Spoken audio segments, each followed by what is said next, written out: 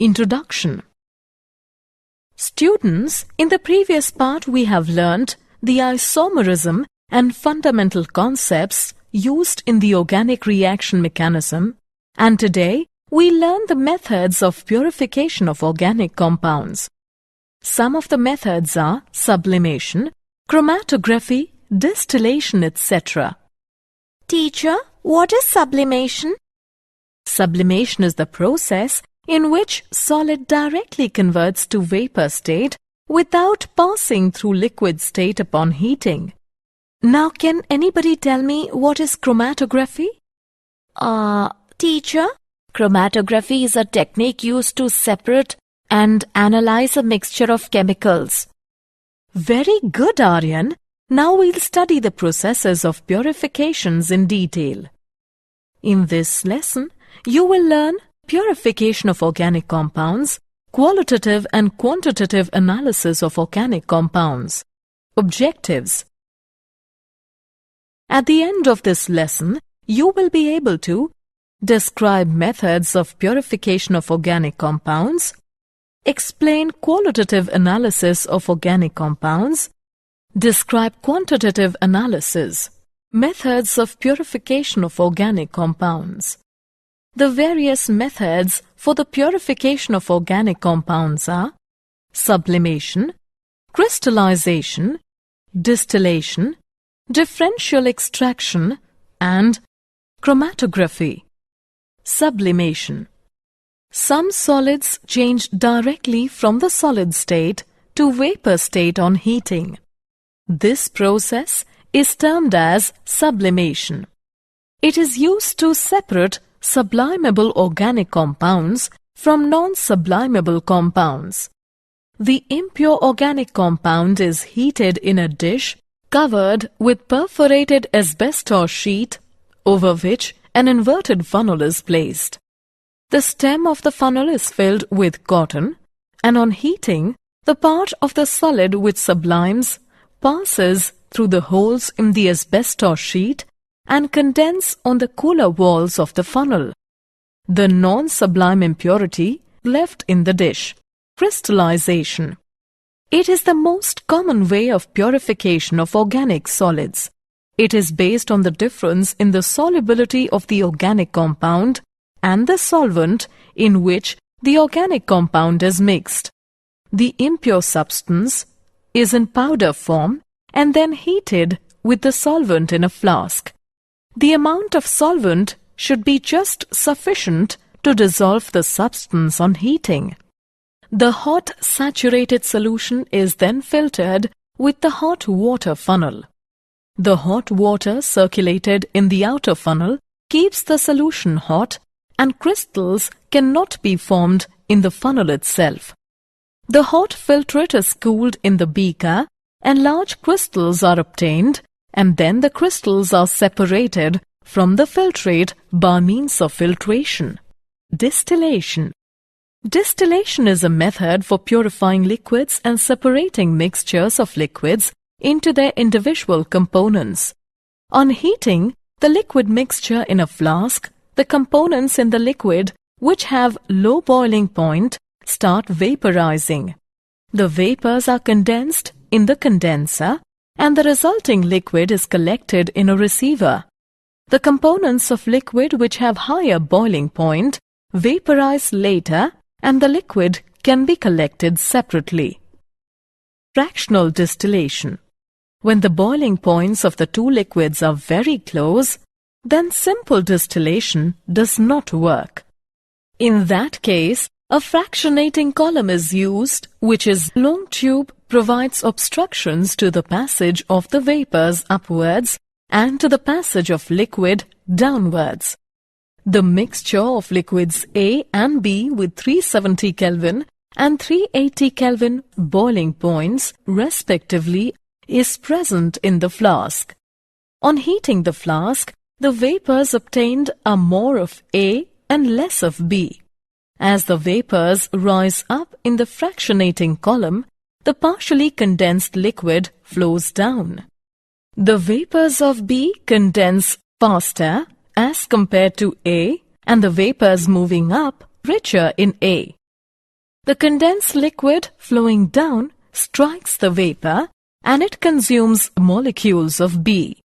This process is repeated throughout the fractionating column, due to which the vapors escaping through the top of the column are almost of A and the liquid left in the flask almost of B. Distillation under reduced pressure. This process is used if the liquid has a tendency to decompose near its boiling point. The main neck of the flask is fitted with long capillary tube and the side neck fitted with thermometer. The side tube is connected to a condenser which is connected to the receiver at the other end. The receiver is connected to a pump which reduces the pressure. Under reduced pressure, the liquid will boil at a low temperature and the temperature of decomposition will not be reached. For example, glycerol boils with decomposition at 563 Kelvin, but if the pressure is reduced to 12 millimeters, it boils at 453 Kelvin without decomposition. Steam distillation. This method is used to separate the substances which are steam volatile and insoluble in water. This method based on the fact that a liquid boils at a temperature when its vapor pressure becomes equal to the atmospheric pressure and the vapor pressure of a mixture of two immiscible liquids is equal to the sum of the vapor pressures of the individual liquids.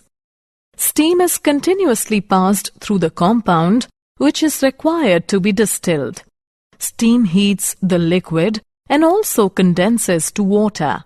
After some time, the mixture of water and liquid starts boiling because the vapor pressure of the mixture becomes equal to the atmospheric pressure.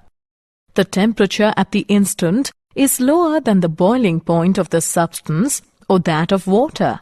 The mixture of liquid and water is condensed and collected in a receiver which can be easily separated.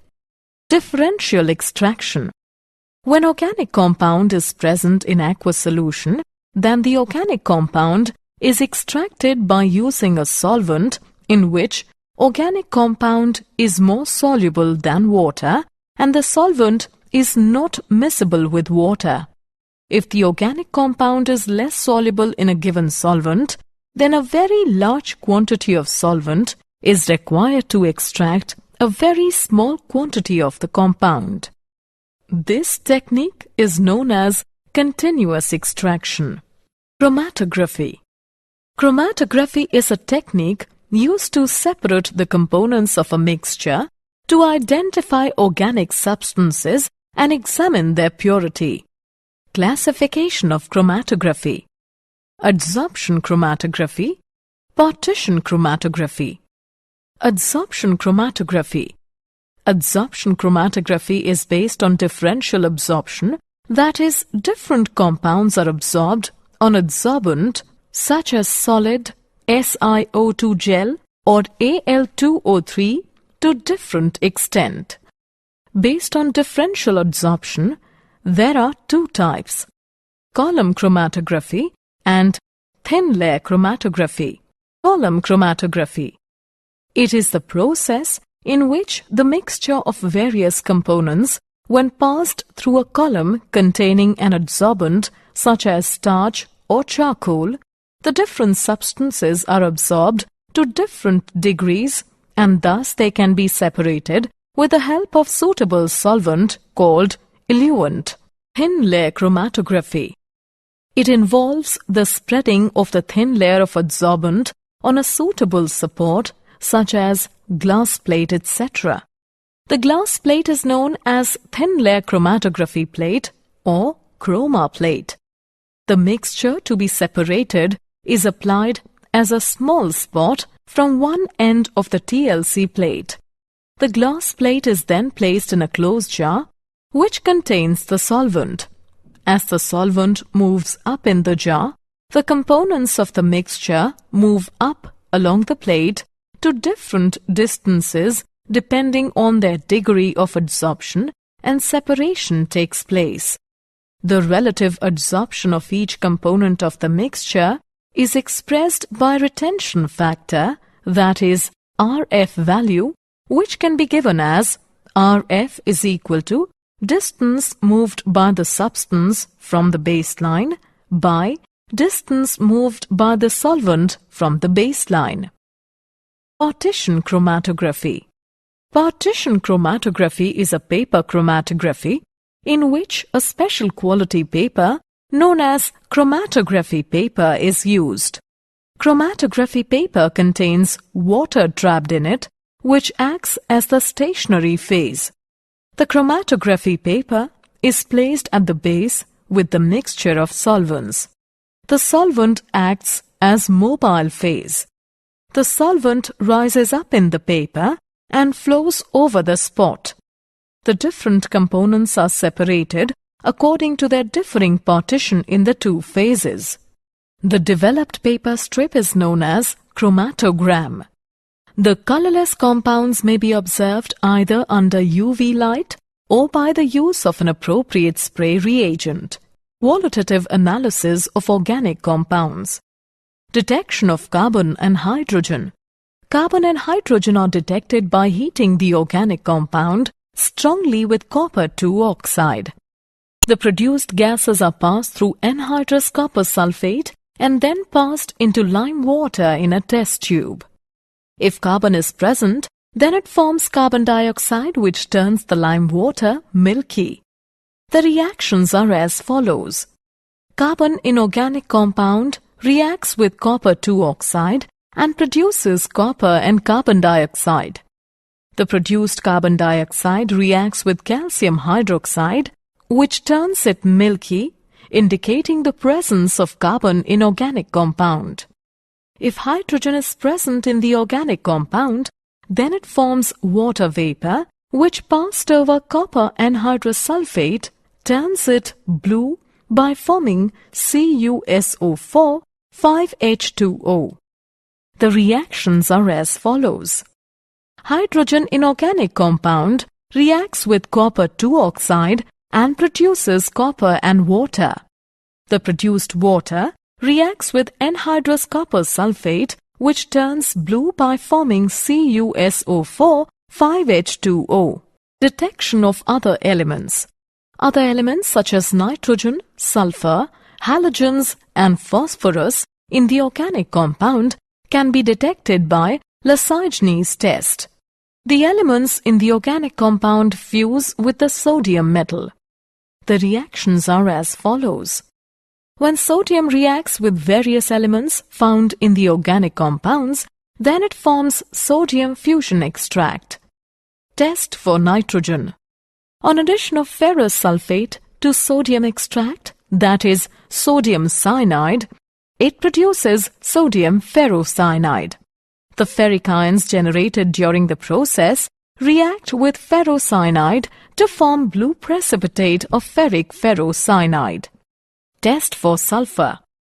If sulfur is present in the organic compound, then it can be identified by the reaction of sodium fusion, that is sodium sulfide Na2S with sodium nitroprusside. Then, violet color indicates the presence of sulfur. Test for halogens. The presence of halogens is tested by acidifying a portion of sodium extract, that is NaX, with dilute nitric acid and adding silver nitrate. If a white precipitate is formed which is soluble in ammonium hydroxide, indicates the presence of chlorine. If a yellow precipitate is formed which is sparingly soluble in ammonium hydroxide, indicates the presence of bromine. If the formed yellow precipitate is insoluble in ammonium hydroxide, then it shows the presence of iodine. If nitrogen or sulfur has been detected, the solution must be boiled for a couple of minutes to expel HCN and H2S, which interfere with the test.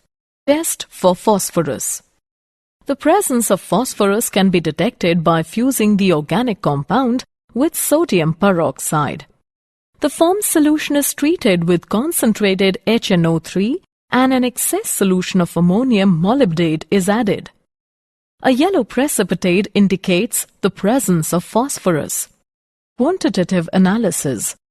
Carbon and hydrogen. A sample of organic compound is heated to 700 degrees Celsius in a steam of pure dry oxygen and in the presence of copper 2 oxide. The hydrogen is oxidized to water and carbon to carbon dioxide. The amount of water produced is determined by passing it through anhydrous calcium chloride, and carbon dioxide is determined by passing it through solution of potassium hydroxide. The mass of hydrogen present in sample of organic compound will be 1/9, the increase in mass of the calcium chloride, and the mass of carbon will be 3/11, the increase in mass of the potassium hydroxide. Nitrogen. There are two ways for estimation of nitrogen: Dumas method and Geldel's method. Dumas method. A known mass of organic compound is heated with copper oxide in the atmosphere of carbon dioxide. Under these conditions, carbon and hydrogen are oxidized to carbon dioxide and water respectively, and nitrogen is set free. If any oxide of nitrogen is formed, it is reduced back to nitrogen by hot reduced copper. The gases produced are passed from potassium hydroxide solution through furnace. Potassium hydroxide absorbs carbon dioxide and nitrogen is collected in the upper portion of the tube. Percentage of nitrogen in organic compound whose mass is m gram is 28 into V into 100 divided by 22,400 into m, where V is the volume of nitrogen at STP. Geldel's method. In Geldel's method, nitrogen is estimated by ammonia gas. The organic compound is heated with sulfuric acid. Nitrogen in the organic compound is converted into ammonium sulfate. The ammonium sulfate is then heated with excess NaOH and it liberates ammonia. The produced ammonia is absorbed in standard solution of sulfuric acid. The produced ammonia can be estimated by the amount of sulfuric acid used in the reaction. It can be done by estimating the amount of sulfuric acid left after the absorption of ammonia by titrating it with standard alkali solution. The difference between the initial amount of sulfuric acid taken and the amount that left after the reaction provides the amount of acid reacted with ammonia. The percentage of nitrogen is 1.4 into m into 2 times of the difference between V and V1 by 2 divided by mass of organic compound, where V is equal to volume of H2SO4 taken in milliliters, V1 is equal to volume of NaOH in milliliters, m is equal to molarity of H2SO4. Halogens. Carius method. A known mass of organic substance is heated with fuming nitric acid and then silver nitrate is added in the tube called Carius method. The formed silver halide is separated, washed, dried and weighed. Percentage of halogen. Atomic mass of X into M1 into 100 divided by molecular mass of AgX into M, where M1 is the mass of AgX formed and M is the mass of organic compound. Sulfur. A known mass of the organic substance is heated with fuming nitric acid. The sulfur is converted into sulfuric acid. The formed sulfuric acid is precipitated as barium sulfate by adding barium chloride. The precipitate is filtered, washed, dried and weighed. Percentage of sulfur. 32 into M1 into 100 divided by 233 into M, where M1 is the mass of barium sulfate formed and M is the mass of organic compound. Phosphorus. The organic compound containing phosphorus is heated with fuming nitric acid and phosphorus is oxidized to phosphoric acid. Phosphorus is precipitated as ammonium phosphomolybdate by addition of ammonia and ammonium molybdate. Percentage of phosphorus: 31 into M1 into 100 divided by 1877 into M, where M1 is the mass of ammonium phosphomolybdate and M is the mass of organic compound. Oxygen. The percentage of oxygen in an organic compound can be determined by the method of difference. All the elements in the organic compound except oxygen are estimated and the total of their percentages subtracted from 100 to get the percentage of oxygen. The organic compound is heated in the stream of nitrogen gas.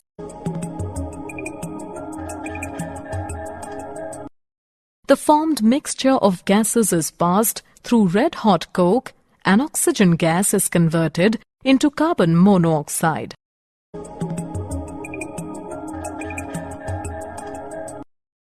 Now the carbon monoxide is converted into carbon dioxide by mixing iodine pentoxide into the mixture. According to chemical reactions, the percentage of oxygen can be found as 16 into mass of carbon dioxide divided by 44 into mass of organic compound into 100. Did you know? Carbon occurs in all living organisms.